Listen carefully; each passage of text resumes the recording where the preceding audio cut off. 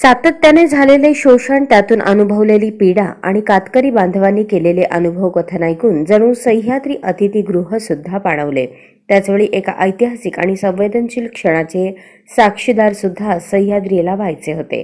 सावकारांच्या जाचातून सोडवलेली जमिनीची मालकी आज 17 कातकरी कुटुंबांना परत मिळाली। उपमुख्यमंत्री देवेंद्र फडणवीस यांनी घेतलेल्या पुढाकारामुळेच हे शक्य झाले असून या निराधार अन अशिक्षित कुटुंबांना त्यांच्या हक्काच्या जागांचे सातबारेही तिथेच देण्यात आले। पालघर, रायगड जिल्ह्यातील कातकरी कुटुंबांच्या बाबतीत ही घटना घडली।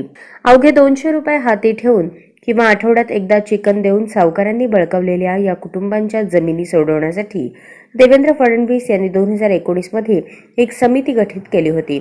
या कामाला गती देण्यासाठी चावडी वाचनाचे आदेशही दिले होते।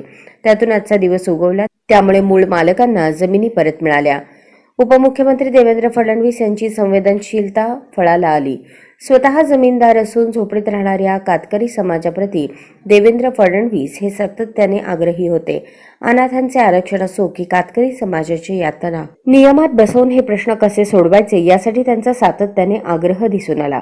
आदिवासी विकास आढावा समितीचे विवेक पंडित यांचाही यासाठी सातत्याने पाठपुरावा असायचा।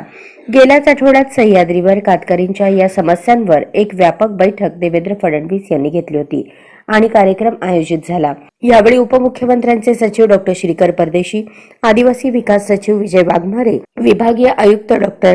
महेंद्र कल्याणकर, विशेष पोलीस महानिरीक्षक संजय दराडे, जिल्हाधिकारी अशोक शिंगारे, पोलीस अधीक्षक DS स्वामी आदी उपस्थित होते।